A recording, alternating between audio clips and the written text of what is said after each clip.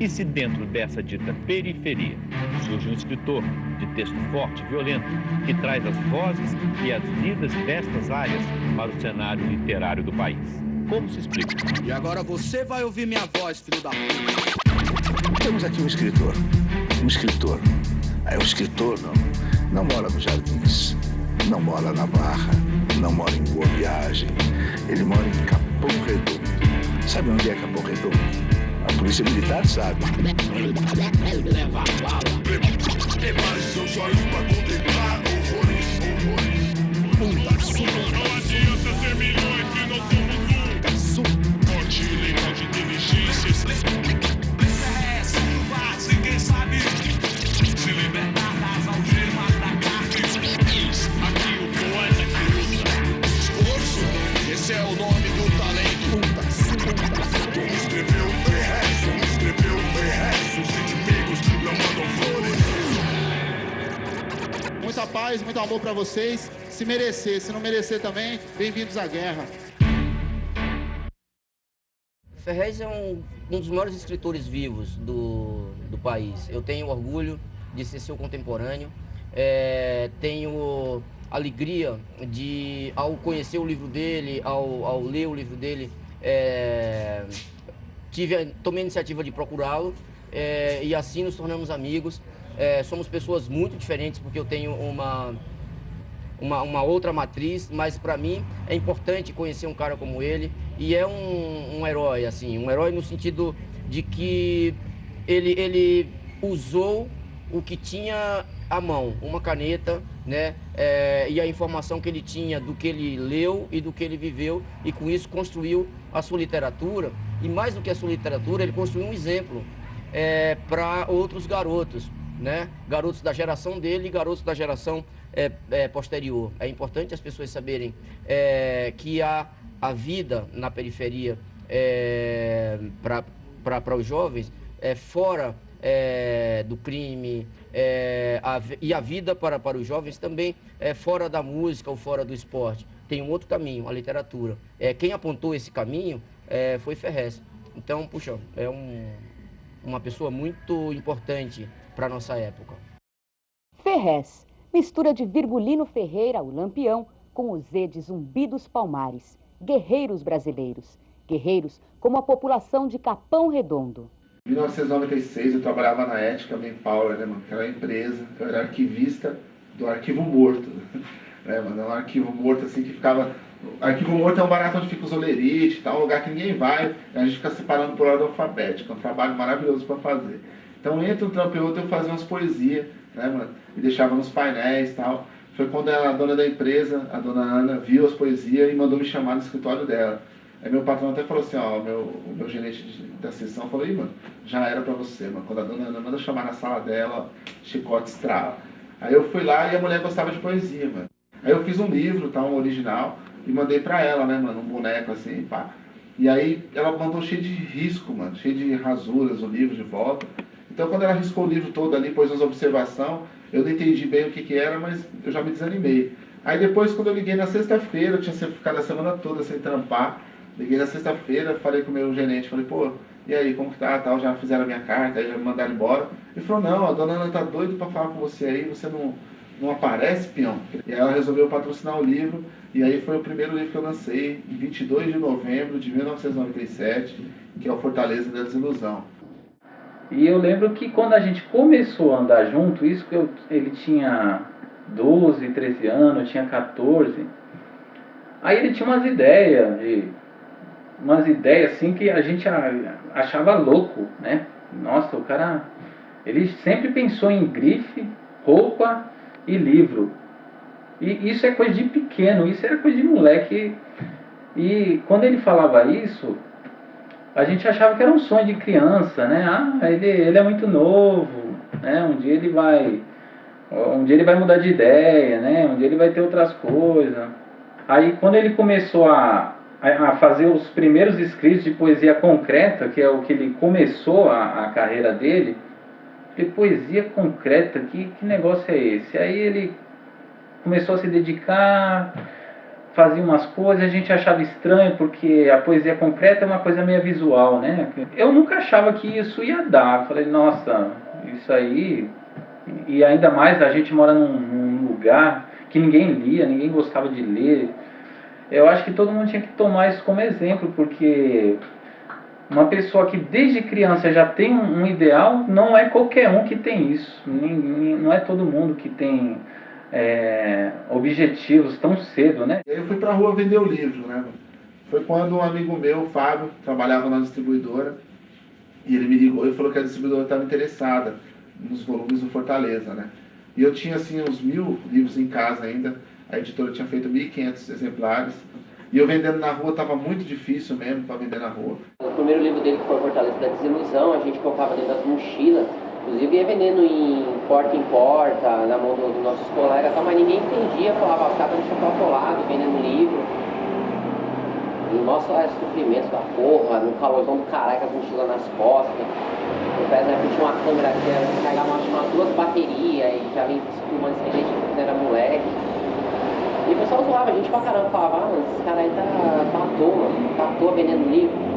Para com isso. Então sobrou aí uns 900 livros no final disso tudo, foi os livros que eu levei para essa distribuidora, que falou que queria meu trabalho. Aluguei um carro aqui, os caras cobrou uma merreca para levar os livros, e eu fiquei na porta lá do Brás, na distribuidora, esperando o dono abrir a distribuidora, né, mano? Foi quando o cara abriu a distribuidora às 9 horas da manhã, e aquele monte de livro lá fora, e falou, o que é esses livros aí? Eu falei, não, é porque eu trouxe os livros, tal, o pessoal falou que estava interessado. Aí ele, mas isso é livro de poesia. Aí ele abriu assim, um dos livros. Isso é livro de poesia, isso é uma merda, isso aqui não vende nada. Isso aqui é uma porcaria, como que eu vou vender livro de poesia? O que vende aqui é autoajuda, espiritismo. Olha isso aqui, mas quem que te disse que eu ia comprar isso aqui? Aí eu falei, não, é porque eu sou autor do livro. Ah, você é autor? Então, me desculpa, não é que eu estou falando que é um lixo, assim, não é. Mas é que o livro é difícil de vender e tal. Mas eu pedi 9 exemplares para poder dar de amostra para outras editoras. Eu não pedi para outras distribuidoras, né? Eu não pedi o livro para poder distribuir os 900 livros. Aí eu falei, nossa, mano. E eu com aqueles 900 livros ali, falei, puta, agora lascou. Aí fui no orelhão, né, mano? Liguei pro cara, liguei para outro amigo, liguei para outro, e ninguém tinha carro, ninguém podia me buscar. Né, na época que você está desempregado, você também não tem muitos amigos que você pode contar. Então não tinha ninguém para buscar os livros. Aí deu meio-dia, 1h da tarde, né, mano? E aí pedi pro dono da distribuidora se eu podia deixar os livros lá e buscar no outro dia. Ele falou que não, porque não tinha nota fiscal, então ele não podia guardar uma coisa que não tinha nota fiscal. Eu falei, ah, beleza, coloquei os livros pra rua, quando chegou 5h da tarde ele fechou a distribuidora, né? Eu fiquei com os livros na rua, não tinha coragem de abandonar os livros ali, e foi indo, foi anoitecendo. Quando chegou 7h da noite, né, mano, começou a passar os caras com aqueles carrinhos de papelão, tá, olhando pra mim, olhando pros livros, né, aquele monte de pacote. Aí eu falei, aqui ninguém vai mexer não, mano. Ninguém vai levar um livro meu aqui pra vender com papelão, não.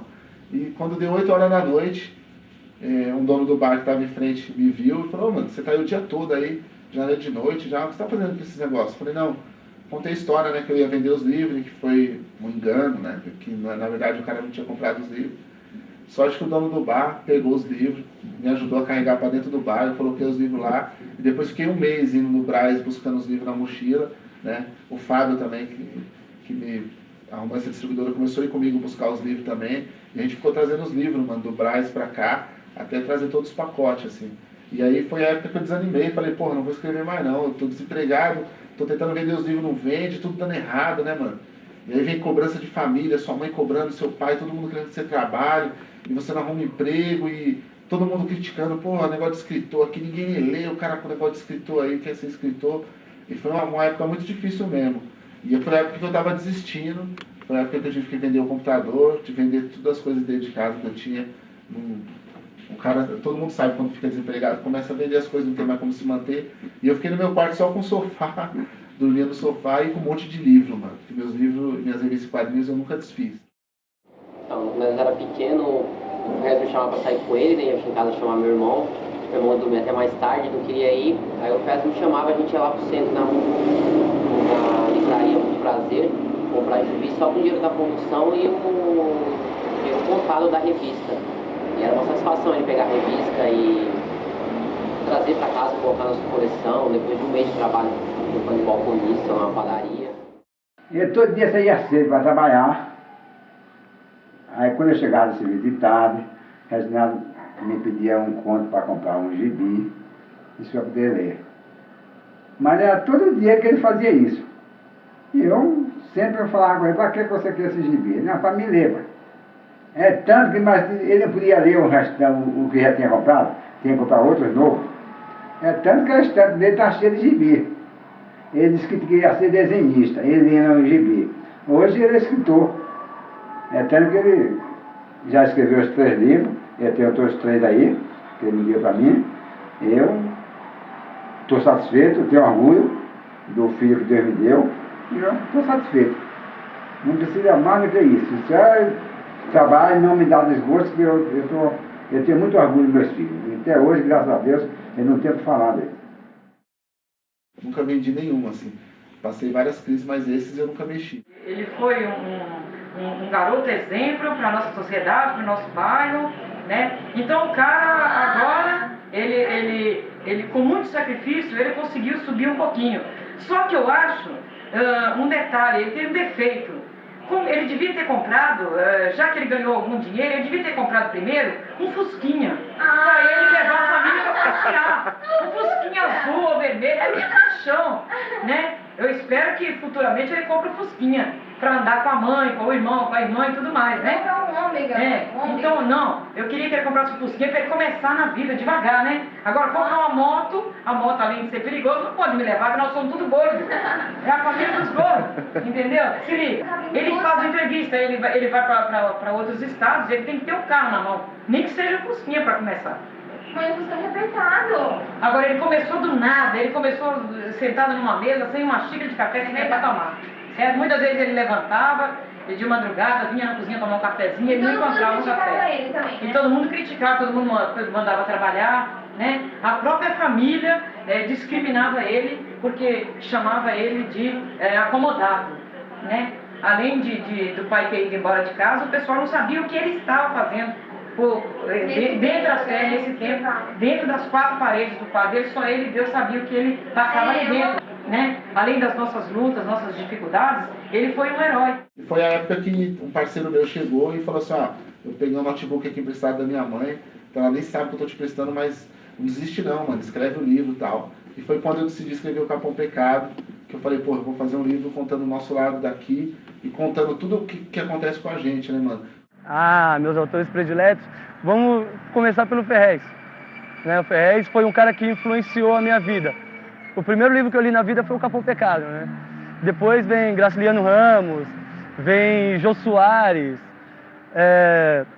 Machado de Assis, Essa de Queiroz e vários outros autores aí que me inspiram a escrever. Olha, na verdade o que me impulsionou foi os livros que eu li, cara. Os livros que eu li foram fundamentais, assim, para a minha formação, como professor e como pessoa também.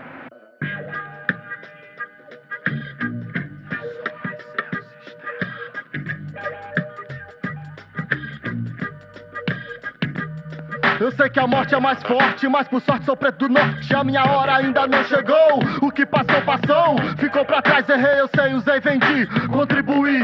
E quantos manos chegados meus viciei, ajudei a destruir. E quantas minas apaixonadas usei, abusei, magoei, desiludi. E quantas vezes no trampo abafei o pranto, peleguei, me humilhei, calei e consenti, me omiti. Não sabia quem eu era, hoje eu sei quem sou. Olhava nos olhos e não reconhecia a besta fera que se travestia de doutor, paletó e gravata. Dignidade é uma farsa, o sangue do trabalhador brindado numa taça. Sangue de Jesus te repreenda, burguês. Uma oferenda ao diabo, uma prece ao rei dos reis. 2 caras é teu codinome. Burguesia parasita, não tem sexo, não tem cor, não tem religião. Mas preto goz ladrão, descreve o seu destino. Pede borracha, gringo. quebrou na quebrada no... A gente tem que parar a Bienal de São Paulo para falar sobre o Ferrez, entendeu? Já fecharam as portas aqui, eu preciso fazer silêncio para falar o que eu tenho que falar sobre o Ferrez. O Ferrez é o seguinte, existe a literatura... Já começou, né? Poxa, gente, já começou, não foi não? Não tem problema. O Ferrez, existe uma literatura que era feita antes do Ferrez e depois do Ferrez, a partir do Ferrez. Então isso já é muito sintomático da importância do Ferrez na literatura brasileira, entendeu? Capão Pecado é um marco na literatura brasileira. A literatura brasileira teve que entender, se refazer, abrir os ouvidos para a literatura que o Ferrez chegou a fazer.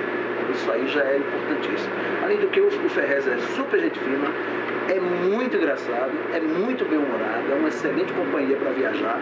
Já viajei com ele em algumas mesas e a gente já conversou e trocou muitos parafusos juntos, né? E sem contar também, e sobretudo, que o Ferrez, além do Capão Pecado, além dos outros livros, tem um livro que eu particularmente gosto muito. É um livro de contos do Ferrez. Ninguém é Inocente em São Paulo. É um dos melhores livros de contos dos últimos anos. Eu considero o Ninguém é Inocente em São Paulo, falei isso já em várias entrevistas, um livro também muito pontual na carreira do Ferrez. É um salto, assim, sai do romance, vai para o conto e vai com a mesma força que ele veio, que ele chegou à literatura brasileira. Um abração, Ferrez. Somos irmãos. Amém, Jesus. Saravá.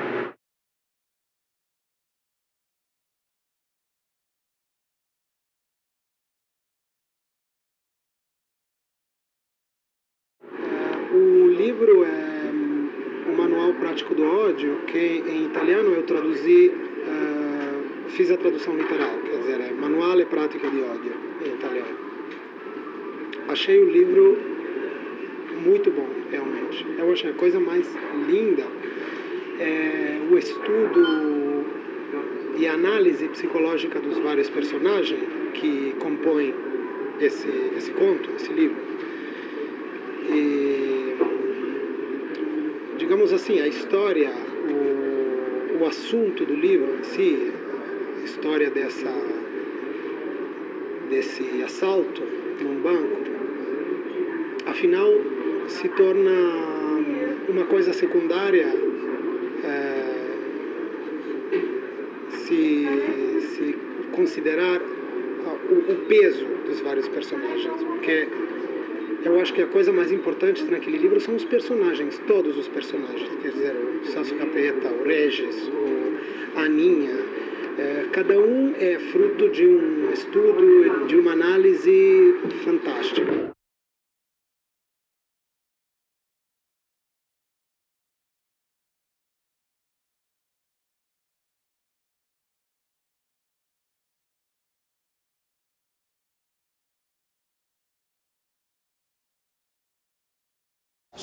Vou comentar um fato aí que ocorreu alguns dias atrás, não sei se vocês estão sabendo aí, que o Eduardo, Nego Du, irmão nosso parceiro Edmiliano, veio a falecer aí. E a morte dele, mano, foi quase tipo um milagre. Sabe por quê? Porque é morte natural, mano. Então morte natural é bênção de Deus pra nós, tá? Mas nós sentimos muita falta dele também.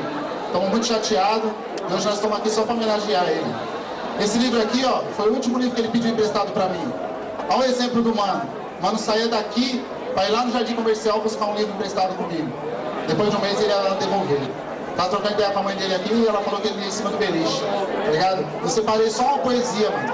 Uma poesia do Fernando Pessoa pra ler, tá ligado? Em homenagem a ele, uma poesia que ele leu.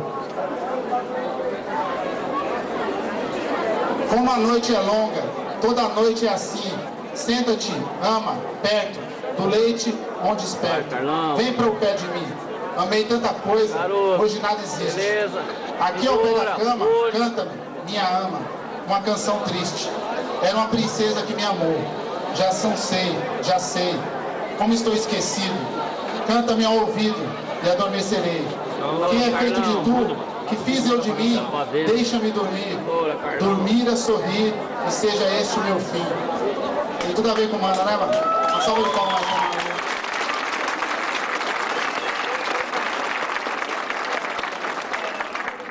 Eu escrevo livros desde 1997, são ficções, são romances. Quem é o cara aqui que representa a Quebrada, que pode pegar esse livro e tentar fazer uma biblioteca comunitária aqui? Quem tem esse compromisso?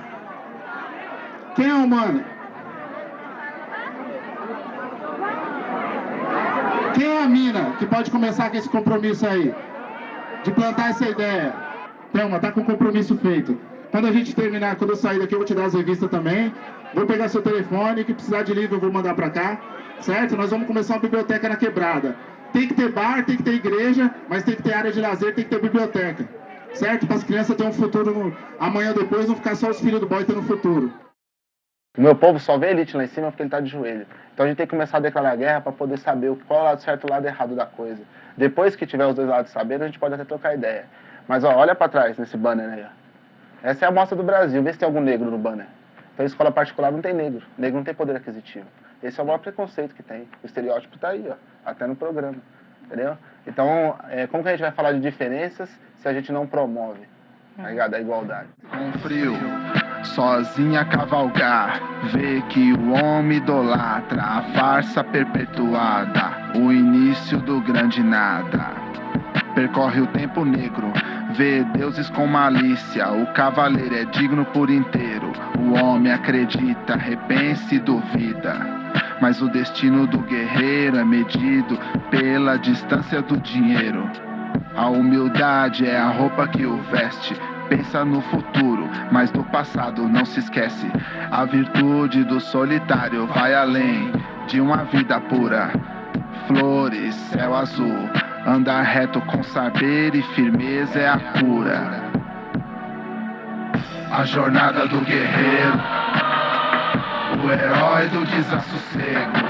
A jornada do guerreiro, o herói do desassossego. Homem de valor, numa cidade que nasce pra morrer, onde todos são irmãos, mas não sabem porquê. Sem outro fim além de executar o destino, a morte e a dor são os parceiros do egoísmo. Cavalga com firmeza, escreve seu destino com certezas. O tempo estia, pressente que a dor é menor que a vida. O guerreiro do desassossego veio de onde? O que pergunta se engana, assim como quem responde. Assim como quem responde. A jornada do guerreiro, o herói do desassossego.